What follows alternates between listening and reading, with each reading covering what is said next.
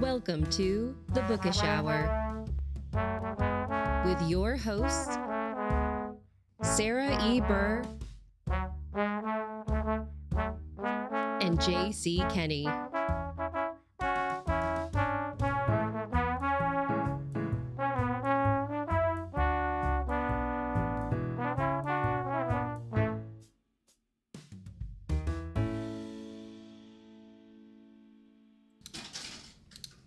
And we are live. Good evening, everyone. Welcome to the Bookish Hour. I'm Sarah Burr. And I am J.C. Kenney, and Sarah and Lorie. Happy Thursday. I am excited to have a great conversation. Want to let y'all folks all know that today's episode of the Bookish Hour is brought to you by Books to Bundles, a content creation service for authors. Learn more about Books to Bundles tailored bookish designs at www.bookstobundles.com. And I can tell you the work that Sarah does under the Books to Bundles banner is fabulous. So with that, Sarah, I think it's time to get bookish. Yes, and we are in for a treat this evening. We are joined by the wonderful Lorie Lewis Ham. Lorie, it's wonderful to have you back here this evening. We had you here to talk about your first mystery novel that came out that was One of Us, and now we're here to talk about the sequel in the Tower District mystery series, One of You. So welcome. Thank you. Thank you so much for having me here today. We're thrilled to have you back and to see what's up with Roxy and her friends now that she has kind of gotten herself established and settled within Fresno and the Tower District community. But before we dive too much into the nitty-gritty of the book, do you mind introducing yourselves to our viewers who may not be familiar with you and your work? Sure.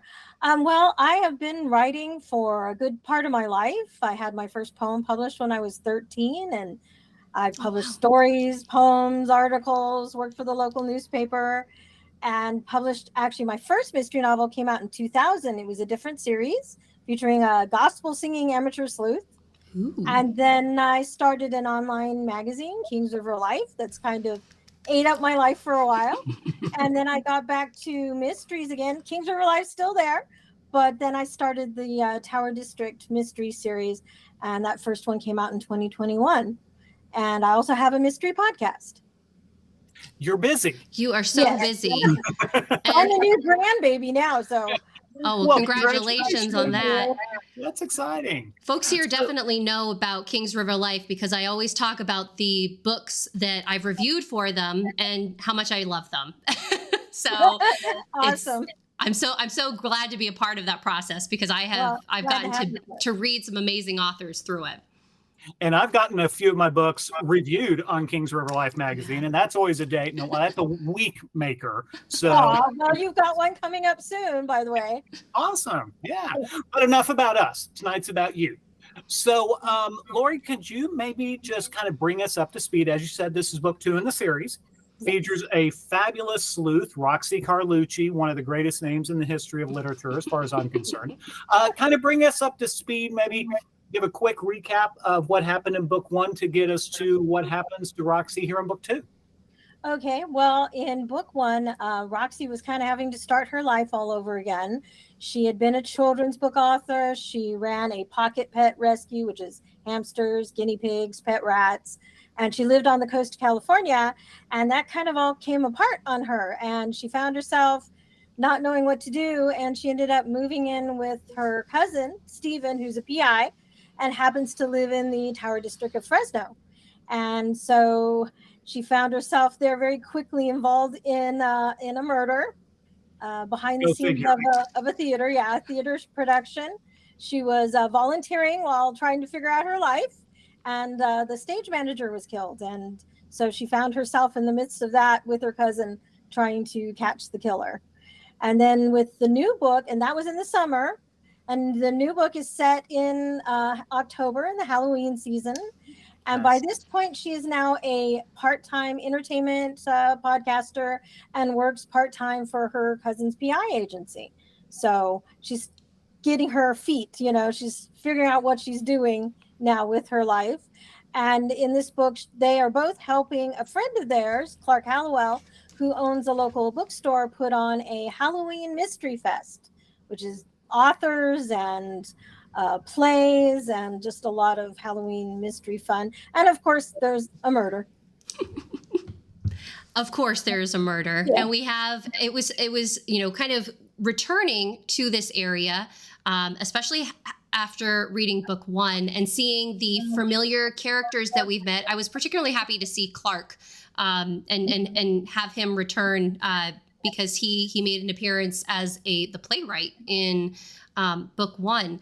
And so this mystery fest that we have going on that Roxy is a part of, fabulous name, fabulous event. I wish that I had a mystery fest that I could go to. Oh, I know, me too.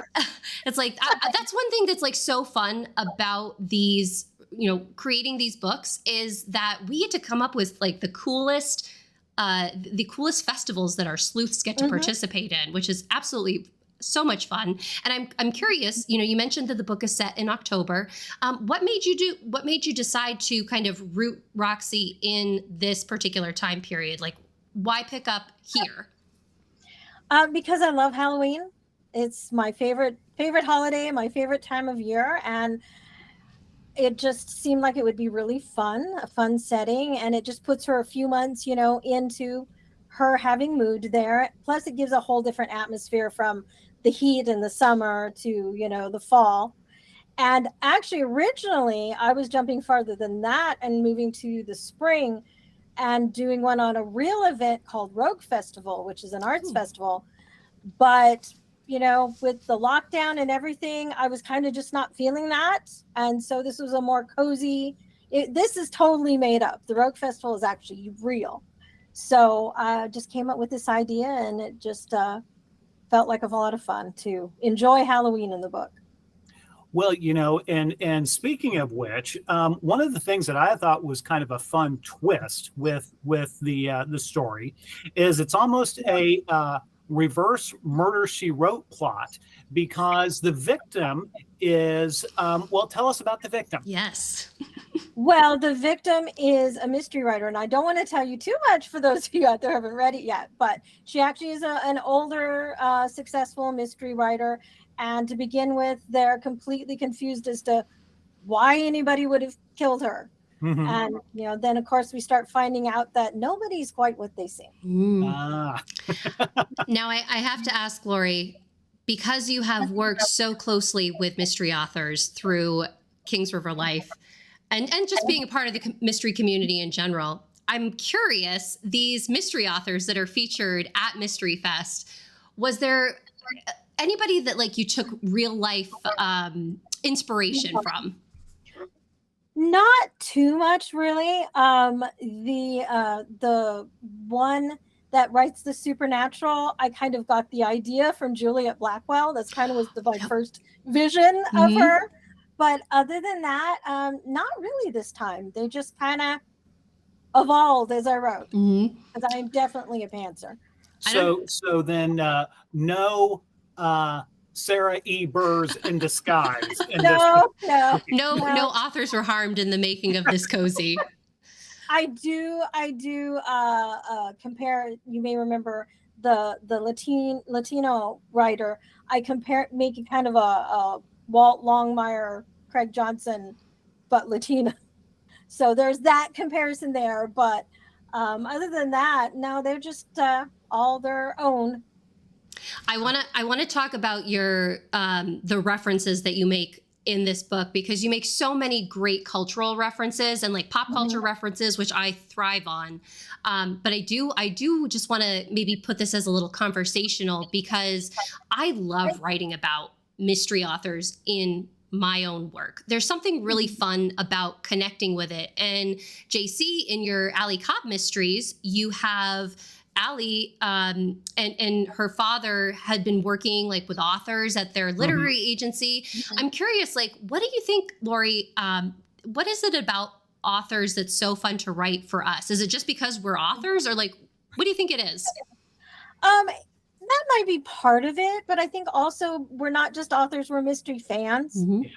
So I think that has something to do with it as well. And I am, speaking of Jessica Fletcher, I'm a huge Jessica Fletcher fan. So the murder victim may have come a little bit out of that, just a tad. So I've got to ask, well, first a confession, then a question. I love Jessica. I've told the story many times that my mom was a huge Agatha Christie fan. So when I was a teenager, Murder, She Wrote was must-see TV for my mom. So I watched some of it then. I watch it now and absolutely love it. But I've never read any of the books. Have you read any of the books, Lorie? I actually haven't. Kings River Life has reviewed them, but it hasn't been me personally. I mean, it sounds fun, but I don't. Most of my reading is to review. So if I've got somebody else that wants to review it, you know what I mean? Yeah. So there's a few authors that I go, okay, I'm keeping this one. No one can have them. But other than that, yeah. So I haven't yet. I'd like to someday. Okay. Same here. Yeah. And it's one of those that it's like, yeah, so many books, so little time. That's a pretty good problem, I think, for us to have, I think. Yes, So let's talk, Lorie, about the pop culture references, because you're so good at weaving them in to just paint a picture for us. And we had been chatting before we started going live with our audience members, and actually shout out to our audience members who are here this evening with us. Thanks for being Thank here. you guys for being here. We've got DHB saying hello. We've got Sir Reads a Lot saying good evening. We've got Farmhouse Reader saying good evening all. Thank you guys for being here. For folks who are joining us and would like to leave a comment or question for Lorie, just make sure that you're signed into your YouTube account, and you should be able to put it into the chat, which you definitely want to do because we do have a giveaway happening this evening. And you need to be logged into your account so that you can enter into the giveaway. But we were talking before the show about one in particular that made me chuckle, because folks know here that I have been on my journey of reading or watching Star Trek: The Next Generation, and you make a great data reference when Roxy is talking about a potential romantic interest. Maybe share some of your favorite pop culture references that you have in the book, and kind of what your process is for pulling them. Oh, that's an interesting question. Well, one thing that is also in the series is a gossip website. It's a Tower Gossip. And in this, it's just through Twitter. I won't give away why for anybody who hasn't read them. But that whole idea came from Gossip Girl. So the series kind of has its foundation in pop culture. And so that was just kind of a given. And it's especially involved in the first book. But a lot of it is just sharing the things that I love. And if it's, a certain situation, like this is Halloween, so they're watching a lot of Buffy the Vampire Slayer and Teen Wolf and Supernatural. And so I was kind of going with, the Halloween theme to a certain degree this time. And then I'm a huge Sherlock Holmes fan. So is Roxy. So, that comes in there. It's just a lot of fun for me to share the things that I enjoy and maybe introduce some people to some things that they haven't tried. Like this book, she's talking about anime and manga as well, which is something that was new to me. And it's fun to be able to share that with people, because a lot of people don't realize the amazing storytelling that is in that area as well. So that's where a lot of that comes from. And, another thing kind of along that line, one of the things that weaves into the book is not only, or as part of the big festival, is there are some plays going on. Yes. And one of them is to be The Murder at the Rue Morgue. Yes. Could you talk about maybe the inspiration for why that particular Poe work why that went into this story? Actually, as I was planning Mystery Fest, I was wanting to have theater involved again, because I want to always have theater because it's such an important part of the Tower District. And so I was thinking, okay, well, it's Halloween, it's mystery, Edgar Allan Poe would be great. So I just started looking for plays, and they needed to be short ones because of when and to fit with the timeline and things going on. And that was a very short one that I found. And I went through, and it had a nice cast to plug in the actors that we got to know previously and bring in some new ones. And so that really was the main thing, is looking for length and the cast and stuff like that. So that's how we ended up there. Well, I just thought that was so cool because for folks who may not know, I'm going to go ahead and say it. A lot of literary know-it-alls and experts say that Murder in the Rue Morgue is the first detective novel ever. So Yes. I just think it's so cool that, you know, when I read that part, it's like, oh, this is just so awesome. And Thank you. so and I'm getting excited, so I need to slow down. So bear with me here. Sorry, I'm like a runaway train right now. But this leads me to my next question: the lead actor in the play, Edward. Boy, Yes. he's a piece of work. Yes, he is. Could you talk a little bit about him and his role in the story?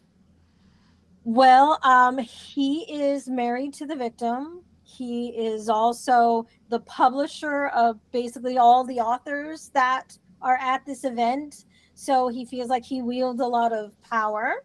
And of course, he's, you know, the prime suspect. And he really is a piece of work. And honestly, I thought about killing him. But, you know. Metaphorically, folks, metaphorically. Yes, metaphorically. But it's just not how it played out. I'm a pantser, as I mentioned to you guys before we started, and the story kind of, you know, takes its own journey.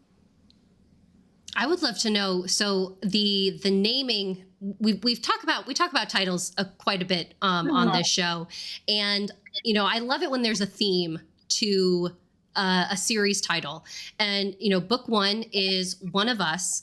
And then book two is One of You. And I really just like that shift from this kind of inclusive to Roxy has her sights on a group of people. And she knows that, okay, like someone in this room is not telling the truth.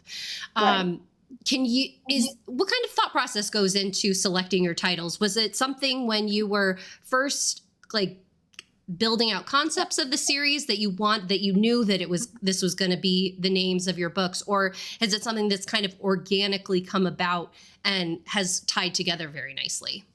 Well, it wasn't planned. The first book, because of that Gossip Girl connection, I was looking for some sort of quote, some sort of something that comes from Gossip Girl that worked. And One of Us is what I came up with. And then after that, the next book, I kind of felt like, well, I need to do one of something.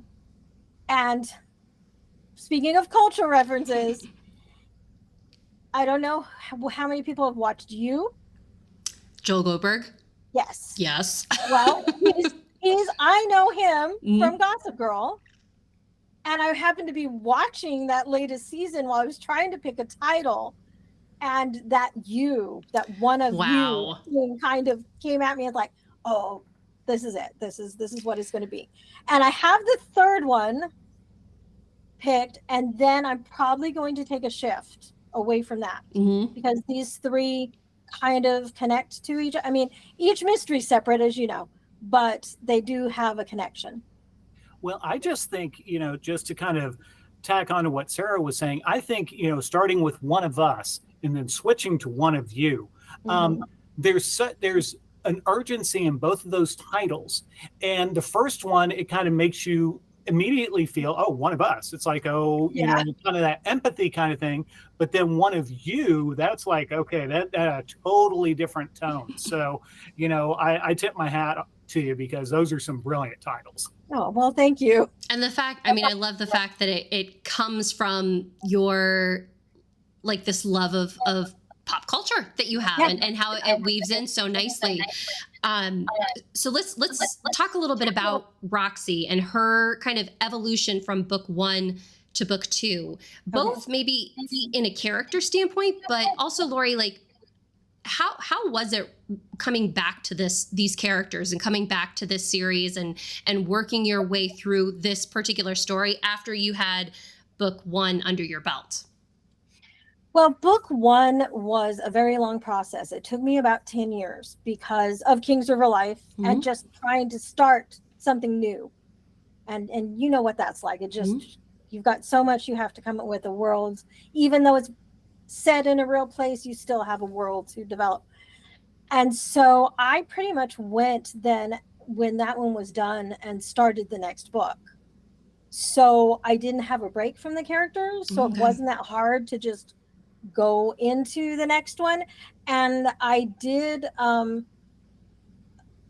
start that one at NaNoWriMo. And so I just did a lot of just writing. I really knew very little about that one when I started. Other than the Halloween setting, that was pretty much all I knew at that point.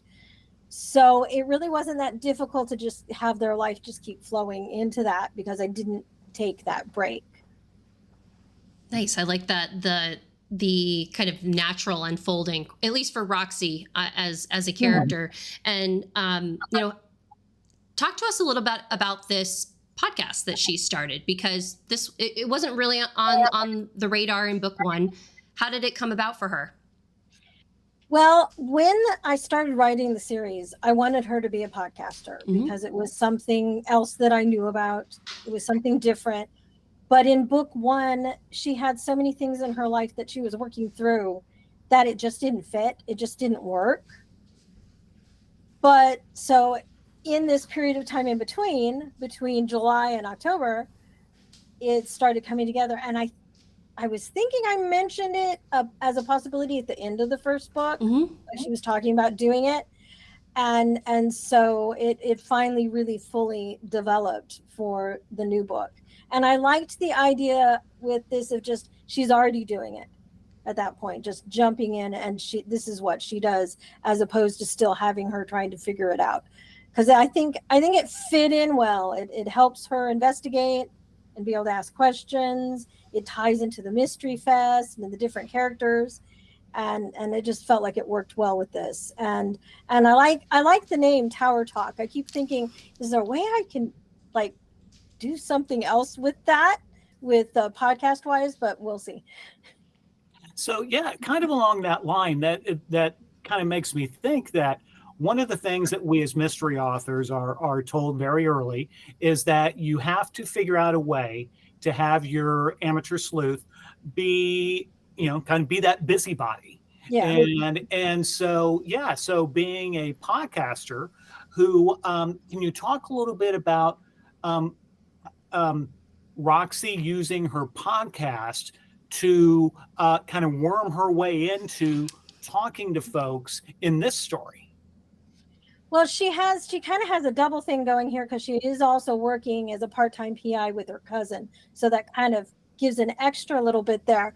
But she uses the guys, and she's really doing it, of interviewing these authors and these actors that are involved in Mystery Fest, and being able to, also get some questions in there that have to do with the mystery side of things. So it opens a door for her, especially with Edward, who isn't necessarily the most cooperative individual, but he's very much full of himself. So, the chance to be interviewed on a podcast, he's not going to pass that up. So it definitely helped her be able to open some doors there. Now, can you share a little bit, Lorie, about the other folks that we get to meet that are a part of this mystery, a part of the Tower District? Well, there is her cousin, Stephen Carlucci, who is a PI. And they come from a mafia family, which is another little side thing there. There's also Clark, as you mentioned. He still is a playwright because he does adapt the plays for the event. But he also now owns the local bookstore, and he's a booktuber. And as you said, a potential love interest there. I don't know if you mentioned that here. And then there are a lot of theater people she's gotten to know. There's Nathan, who is very talented, very charming, and very busy. He's got his hands in everything. There's the tea shop owner, Heather, who also is into acting and animal rescue. There's her best friend, Lucas, who is a local reporter. He moved to Fresno when she did and is quite busy being a reporter and finally putting down roots himself. And he was actually her brother's partner. Her brother has passed. And just for anybody who needs the heads up, suicide is talked about in the book, but it's not seen because that's what happened to her brother. And Lucas is a very outgoing, charming, nosy. He no holds barred reporters, like, oh, okay. He kind of wants something to happen. You know, she very much like, okay, nothing's gonna happen at Mystery Fest. No real murders. He's like, oh, but I can hope. So there's that. Ask and you shall receive. Yes. I'm trying to think of who else is real. Oh, there's Alec, the director, who is a character, quite a character as well. He can be very fiery as a director and pushy and annoying sometimes as a director, but as just a person, he's very charming and fun and loves to gossip and bake. So he's got quite the diverse personality there as well. I don't know if I'm missing any of the regulars there. So I would like that totally tease up a question for me about a couple more characters. Okay. The folks on the police force, because sometimes we read that since Roxy and her cousin are professional private investigators, you know, we see it on TV, we read it in books, that there's a real antagonistic relationship between the private investigator and the cops because of, you know, we've read all the stuff. And so, but in your books, it's more of a collaborative relationship. Could you talk a little bit about why you chose to go that route? I feel kind of like the antagonistic thing is kind of almost become a cliche. It's used so much now. And being that he's a PI, not just an amateur sleuth you're dealing with, I feel like he would want to develop that relationship. Plus, the main detective lives in the tower. He's involved in theater. He's a friend. So I think that helps make it a different sort of relationship. And I don't know. I just think it's more fun that way. It's less complicated because they share with each other information. They don't have to like sneak around and bribe people or talk people into things. So I just like how that goes. I'm with you on that one, Lorie. I just handed in the final draft of the next trending topic mystery book, and thank you. And I just I love having a more friendly relationship with the police force, where they're just like, we know that Coco's going to get involved with this, so why fight it? Like, she's done a pretty good job in the past. Like, we'll take what she gives us. And I really like that, because you're right. Like, there's already so much like kind of antagonistic stuff happening in a murder mystery in general. That's nice to have like this camaraderie that we can rely on, and the cast that you have is filled with such warm, quirky people that it's really it's just such a lovely setting to be a part of, and it must have been really, really fun to write. But we haven't actually mentioned I think 3 very, very important characters, which are Merlin. And and I'll let you introduce Roxy's pet companions. Well, she started off with Merlin, who is her pet rat. He is a Dumbo rat, which means he has these big ears on the side. He doesn't look anything like the wild version. Pet rats are a whole other thing. And she had done rescue with that, and he was the one that she brought with him. And he, you know, he's always there, and sometimes he'll be on her shoulder when she's doing things, and so there's him. And then since the first book, she now has Dan the cat. He's a black cat, and Watson the pit bull. and they're rescues of sort. I won't say any more than that for anyone who hasn't read the first book to find out how that happened.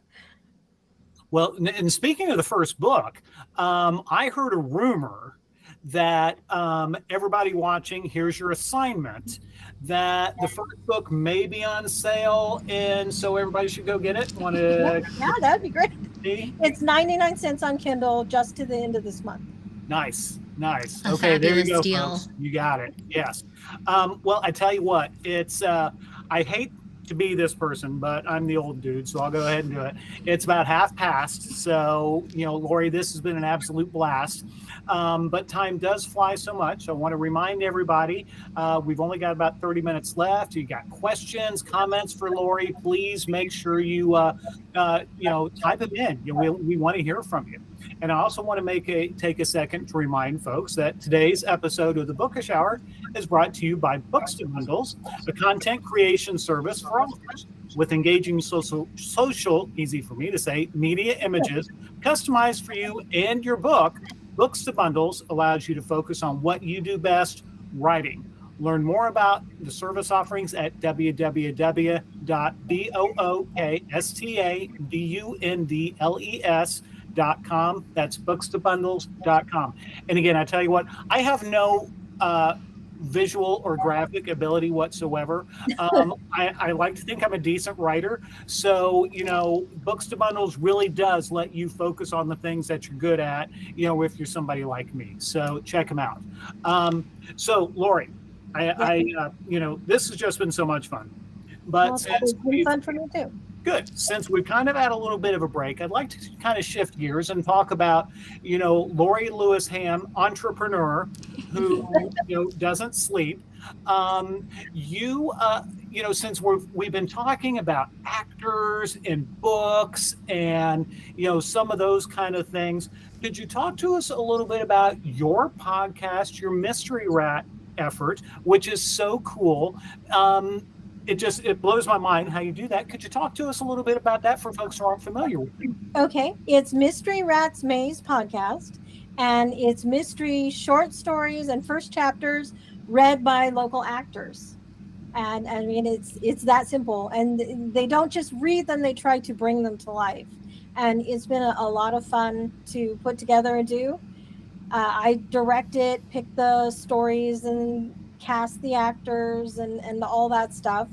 And it's available basically wherever you find your podcast, Spotify, Apple, all the usual places. That's amazing. And what a really unique way to lift up authors. I mean, you already do that so much with Kings River Life, but just such an innovative way to share others' work, and I really, really recommend folks checking it out. But also, I want to remind folks that we do have a giveaway this evening. That's right. I apologize. I forgot about that. No worries. No worries. And so, folks, this evening, our giveaway, Lorie has generously offered to, Lorie, correct me if I'm wrong, we're going to be doing an ebook giveaway. Yes. If you have read book 1 in the Tower District Mysteries already, you can win book 2. However, if you're new to the series, Lorie would be happy to gift you a ebook copy of book 1 in Roxy's Mystery Adventures. So to do so, Lorie, what is the magic word that folks should type into the chat? Halloween. Halloween, folks.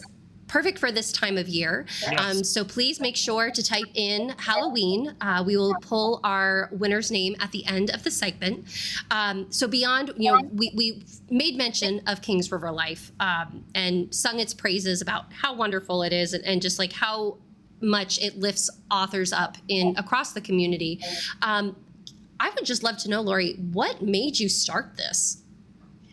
Well, that's an interesting story. I had been writing for our local newspaper and was suddenly laid off just before Christmas. Ooh. And so while I was on unemployment, I was like, okay, what do I want to do? And I started thinking about how fun it would be to start an online magazine. And my first thought was, I'm just going to put in it everything that my editors told me nobody wanted to read. Theater, animal rescue, books, all those kind of things. And my best friend did web design at the time.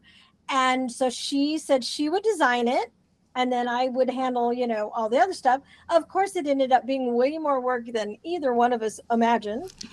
But it also, we were just kind of doing it for fun. It's like, okay, while I figure out what's next. And it just kind of took off. And it was all local to begin with, hence the name Kings River Life, because we live by the Kings River. But it didn't take long through my mystery connections that I already had for mystery authors to start asking us, hey, would you review my book? I know I'm not local, but would, and that just kind of grew. And so now half of it is mystery and half of it is local. And we also review a lot of theater, which is kind of how theater came into my books and the whole thing with the podcast and all of that. I love that your origin story. And JC, I'm actually like thinking back to like the Bookish Hour, how we started this, where, you know, it was just you and I having this live stream to celebrate our books. And, you know, folks kind of say like, hey, can I come out and talk? Like, would you host me? And it grew. So it's really amazing just how like receptive the writing and author community is just to like platforms that are out there that are, you know, all about loving books. It is. Do you have any advice for folks who, you know, you do so much and, you know, writing books, managing Kings River Life, doing the podcast? Do you have any tips, tricks for how you get it done? Oh, goodness. Well, deadlines. It's like, you know, you got a deadline. It's got to happen. I have this last year really had to start reminding myself I'm my own boss.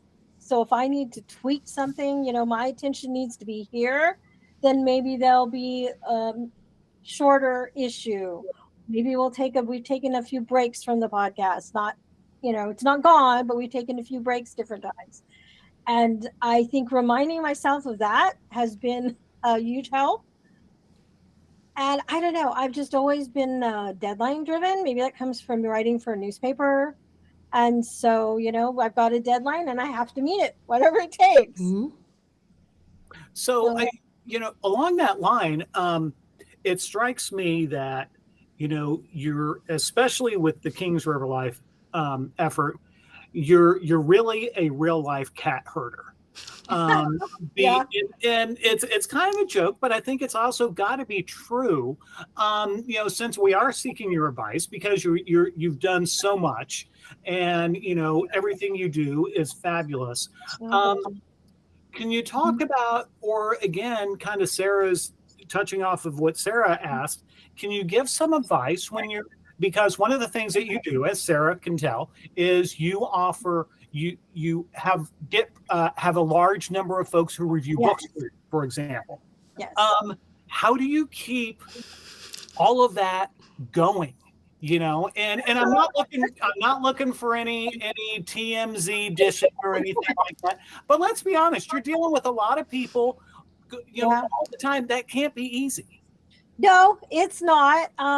Sometimes I'm not sure how I do it. I mean, I have a calendar, I have a planner, you know, this day is supposed to be for this day for this is a deadline for this. And I try as much as I can to stick to that. And then I try to touch base with everyone.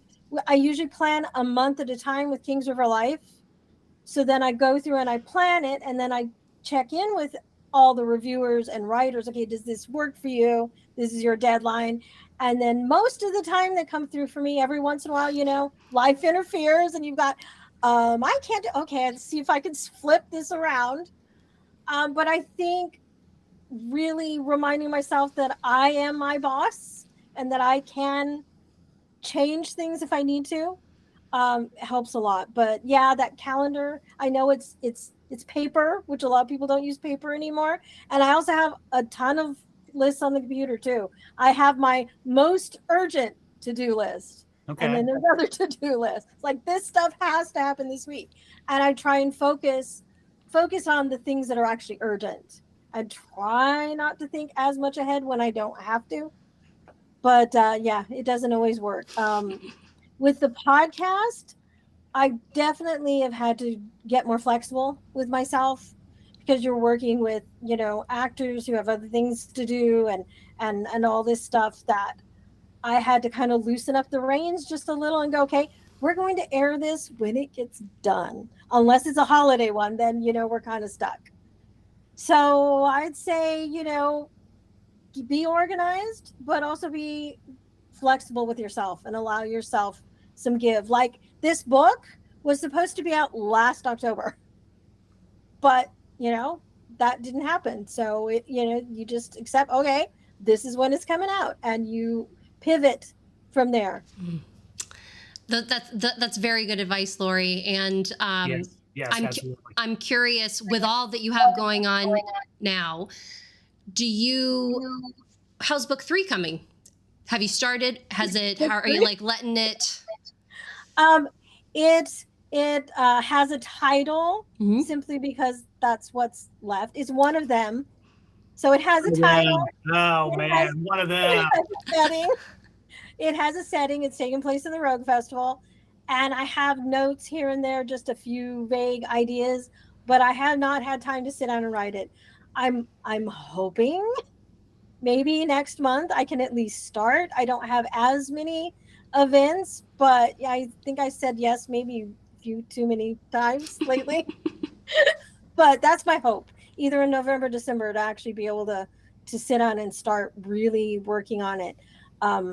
We cover the Rogue Festival with Kings River Live, and it takes place in March. And this last one that I went to, I was taking a lot of notes, and I actually talked to one of the performers who would love to be in the book. He said, "You can do anything you want with me." It's like, okay, perfect. So I've taken a lot of notes on that one. So I have ideas, but that's about as far as it has gotten.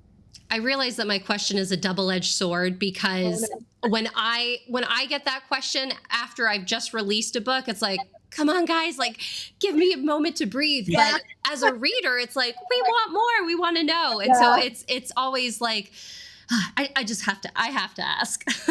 Yeah, but I understand.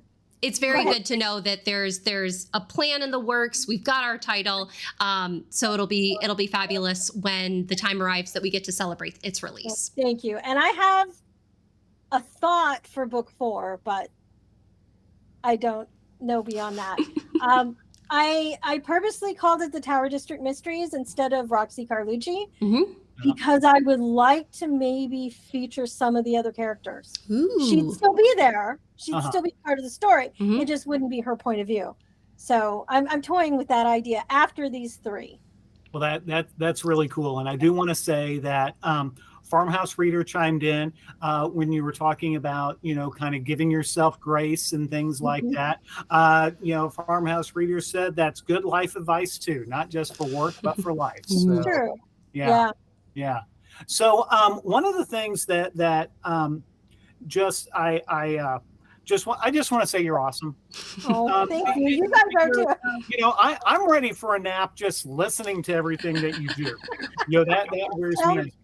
But I am going to ask for another take from you.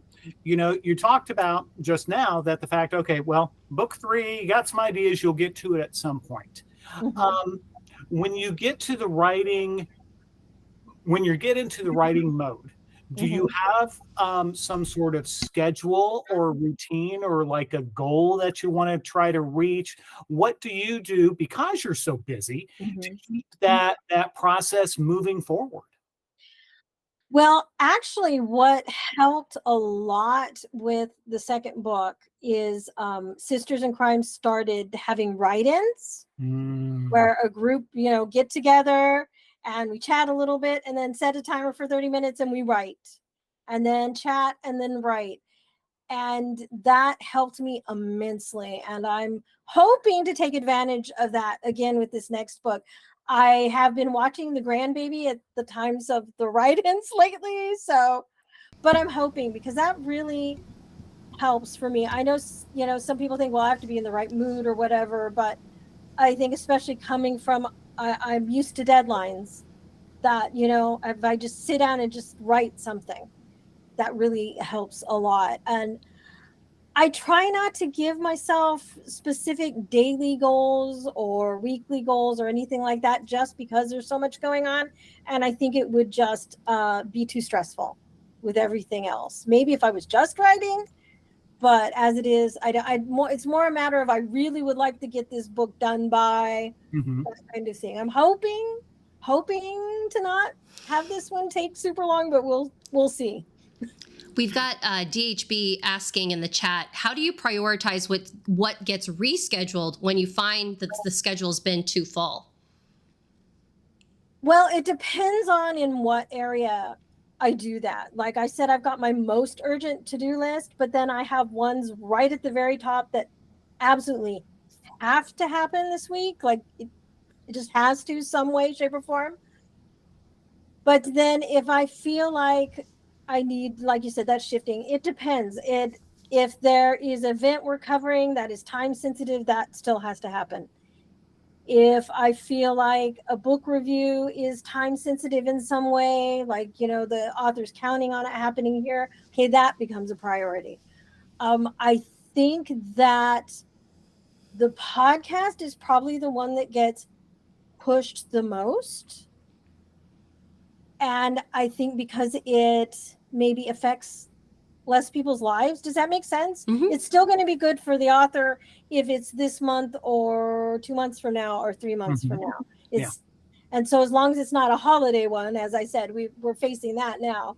That is probably what gets pushed the most because it's one thing as opposed to, a whole issue. And we've done some mini issues, and what we tend to priorities there are the book reviews, unless again there's an event that can't be moved. And sometimes the animal rescues, because animal rescues write their own columns for us, will go, phew, I didn't know how I was going to get this done. Yes, thank you. Happy to skip a month or skip a week. So yeah, I just kind of work with what seems to be the priorities at the time, if that answer the question. That makes sense. And good advice. I hope folks are taking notes because you could teach a master class on this, Lorie. And thinking about time, we have less than 15 minutes left together. Time always flies. This has been a fabulous conversation, especially getting to talk about Roxy's evolution and what's new in the Tower District. You've been doing a media blitz of events. Are there any other ones coming up on your schedule that you'd like to promote here to make sure that if folks want to keep in touch with you, where should they head? I do have a few more blog posts coming up over the next couple of months. I am going to do a cozy mystery party takeover on the 30th of October, and very much Halloween focused for that one. And that's a Facebook group. If anybody doesn't know, just Cozy Mystery Party. If they want to, the best thing is to go to my website, mysteryrat.com, sign up for my newsletter. I'm trying to keep people, updated on what's happening as much as I can.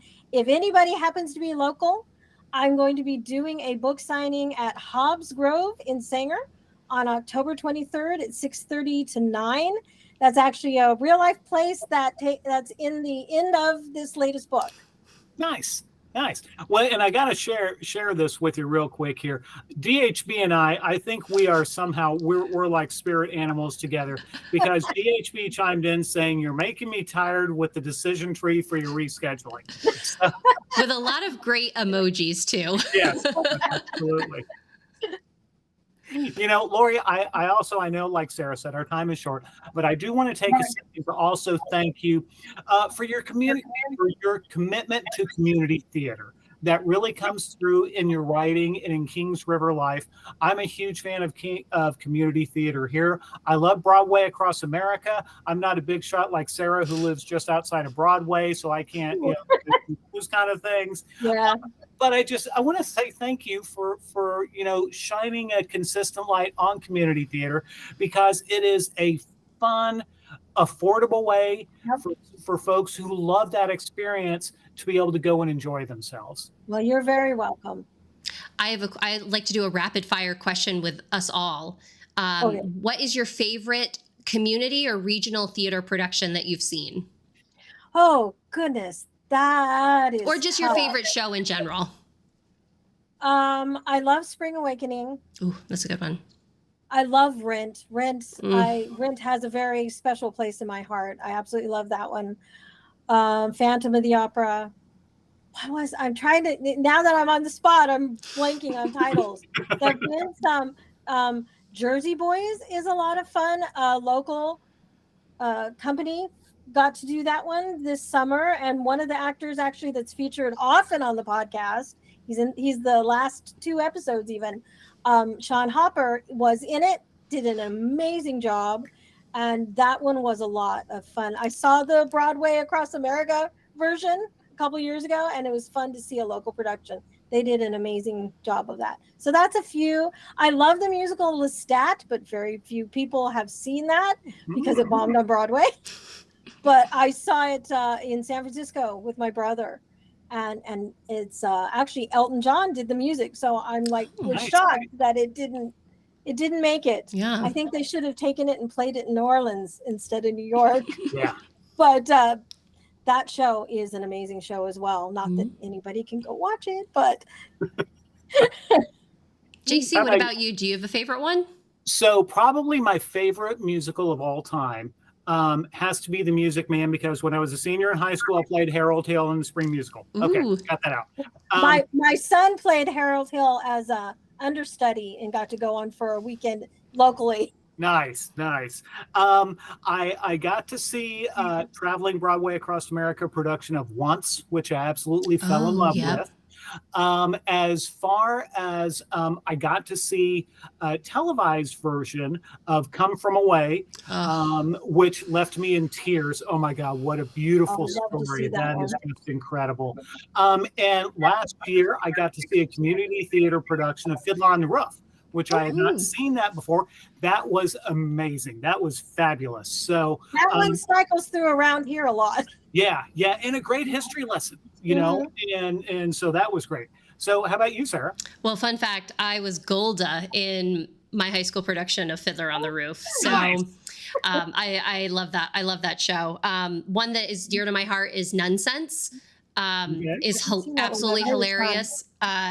Such a funny variety show. But I was really fortunate to see a regional production of Funny Girl that starred Shoshana Bean. And I don't know what she was doing in Massachusetts I guess she was just like up there for the summer and was like, I'm going to go star in Funny Girl. And it was amazing because it was theater in the round. So it was this circular experience. And, that was really, really special. Nice. I could talk about Broadway forever, but I won't, because we have other things that we need to learn. We have to figure out what's on our to be read, to be watched list. Lorie, any recommendations for us about books that you are currently reading, movies that you're watching, TV shows, podcasts, what have you? Well, I just finished the 2nd season of Interview with the Vampire, and it is amazing. I would, anybody here, if you're a cozy fan, this is not cozy. Yeah. It's very much not cozy. So keep that in mind. But it's perfect for, Halloween watching, being vampires and all. And I started rereading the books, actually, because I was curious, couldn't remember, how close it comes to the books. But it was absolutely amazing. I would say this latest season hopefully will get nominated for some Emmys. Nice. I haven't been watching as much TV lately because I'm watching the grandbaby. So there's that. I'm rewatching Supernatural with my son, and I absolutely love that show. Murder in a Small Town, new show. Yes. Really yes. good. I saw that. Good. Yeah. I would definitely recommend that. As to reading, as I said, I'm rereading Interview with the Vampire. And I'm also reading Michael Kraft's latest mystery novel in his series, and that's to review. And that's all I'm reading right now. I'm looking forward to reading. I discovered TJ Klune recently. It's fantasy series. The House on the Cerulean Sea is amazing, and the sequel just came out, and I can't wait to read that. So if you like fantasy, very much found family kind of feeling in that one. Mm-hmm. Nice. How about you, Sarah? I am. So in the spirit of Halloween, it's time for watching scary movies here. And we don't really rewatch a lot of scary movies that we've seen in the past, because you think like once you've seen it, it's kind of the thrill is gone.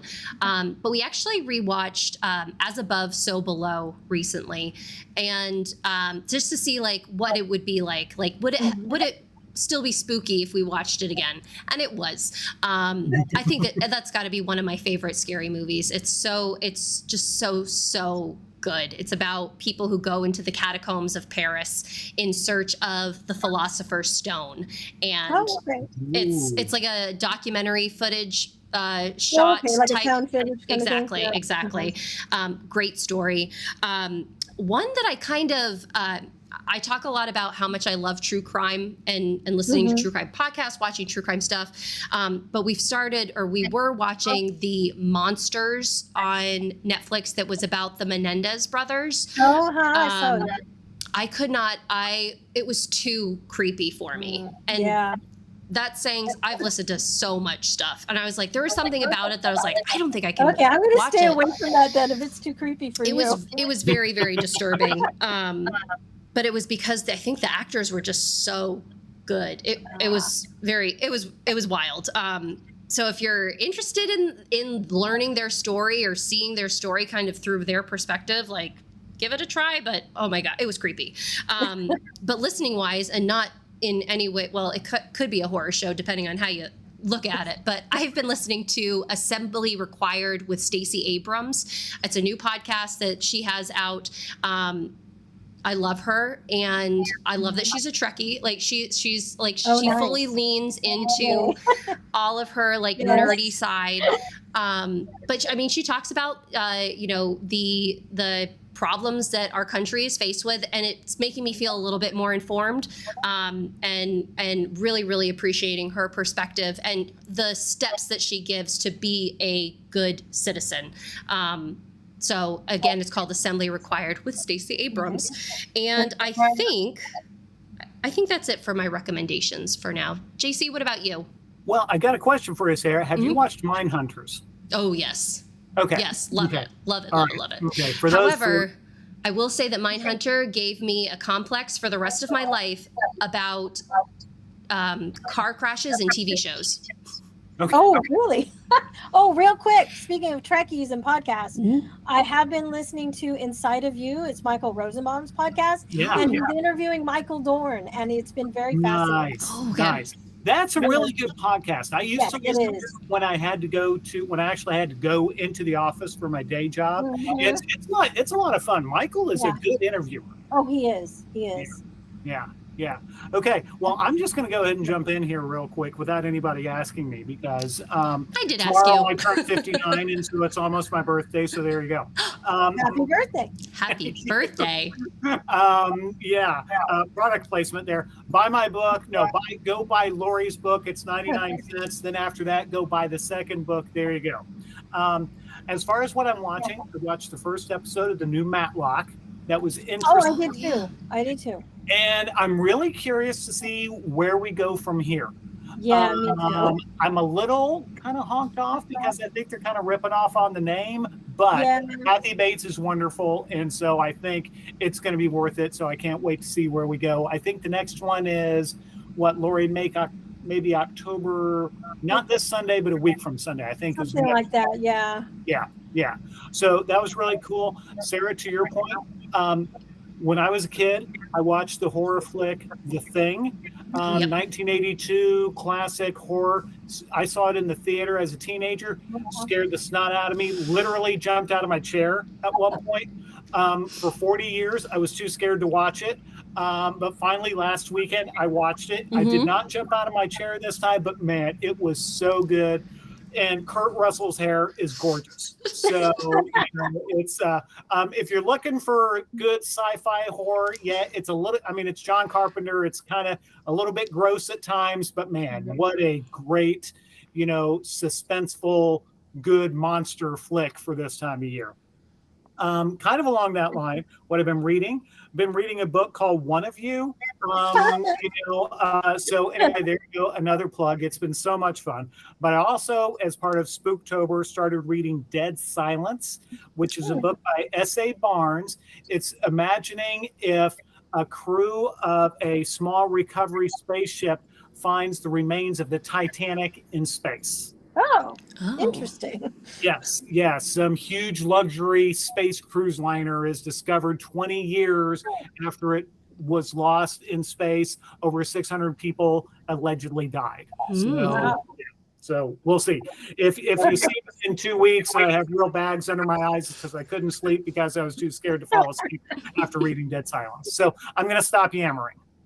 And looking at our time, of course, it always flies by when we're having this much fun. Lorie, it's been delightful chatting with you. Folks, for our viewers, make sure this is your final chance to enter into the giveaway this evening. If you'd like to type in the word Halloween before I run our special little thing that scoops up everybody's entries, I will be doing that while JC has a message from our sponsor. Yes, I just want to let everybody know once again that today's episode of the Bookish Hour was brought to you by Books to Bundles, a content creation service for authors. Books to Bundles designs engaging social media images featuring your book so you can focus on what you do best, writing. Learn more about services that are offered at books at www.bookstobundles.com. And folks, if anyone's interested in sponsoring an episode of the Bookish Hour, you can learn more at www.itsbookishtime.com. Perfect. And for the winner of our giveaway this evening is Sir Reads a Lot. Nice. Congratulations. Congratulations, Sir Reads a Lot. I'm going to put our email into the chat for you. If you can email me the email address that you would like Lorie to email your book to. And tell us which book, if you would like book 1 in the series or book 2 in the series. And I will get that information on over to her so that you can enjoy the goods and get to know Roxy and her friends. Yes. You guys, a wonderful, wonderful conversation as always. Lorie, thank you so much for being here with us. Thanks for having me. It was a lot of fun. We're so thrilled to be able to chat with you. And we very much look forward to what's next for Roxy and the gang. And we hope that you'll come back and hang out with us here at the Bookish Hour when the time comes. All right. Thank you, everybody. Quick note, tomorrow also... In addition to being JC's birthday, we are having a special morning edition of A Bookish Moment. Our guest is going to be Leah Dobrinska. So you could have your coffee. You could listen to us on your morning commute. The show is going to kick off at 11 a.m. Eastern time here on YouTube. We're celebrating the release of her new book, Exes Don't. It's a rom-com. It's fabulous. It'll lighten your life. So I hope that you guys are able to join us then for another episode. But until then, stay bookish, everybody. Thank you. Have a great night. Thank you.